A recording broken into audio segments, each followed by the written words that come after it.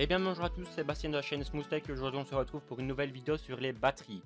Je vais vous donner quelques conseils pour optimiser votre batterie et vous expliquer le fonctionnement en gros, sans rentrer dans les détails de comment fonctionne une batterie.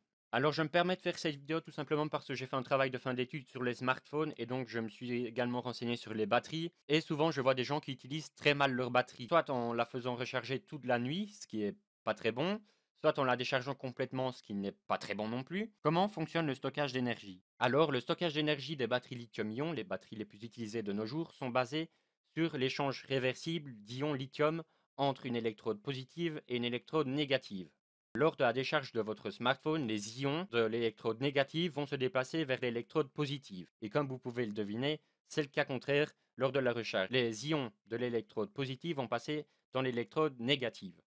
Je vais maintenant vous donner quelques conseils pour optimiser votre batterie et ainsi garder votre smartphone plus longtemps. Tout d'abord, le premier conseil que je vais vous donner, c'est de faire attention au chargeur que vous utilisez. Vérifiez qu'il soit agréé par le constructeur de votre smartphone. Un chargeur qui n'est pas certifié, qui délivrerait une mauvaise tension, un mauvais ampérage à votre batterie pourrait faire surchauffer la batterie et provoquer son explosion. Ça n'arrive pas souvent, mais ça pourrait vous arriver.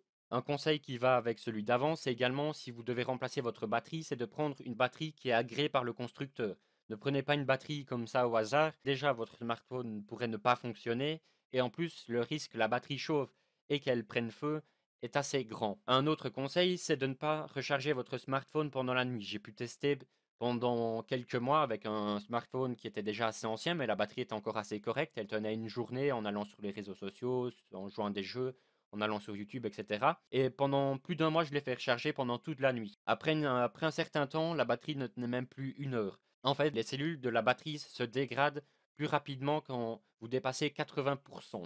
Maintenant, si vous utilisez un chargeur qui n'est pas celui d'origine et qui n'est pas agréé par la marque, faites bien attention que votre smartphone ne surchauffe pas pendant la nuit et qu'il explose, qu'il y ait un incendie dans votre maison, dans votre appartement et que ça entraîne un incendie général de la maison, de l'appartement. Si vous faites recharger votre smartphone pendant la nuit, faites bien attention qu'il ne surchauffe pas, que la batterie ne surchauffe pas, surtout si vous utilisez un chargeur qui n'est pas agréé, comme je vous l'ai dit auparavant. Il faut également faire attention à la température de la batterie. Au-dessus de 40-45 degrés, ça commence à devenir chaud pour la batterie.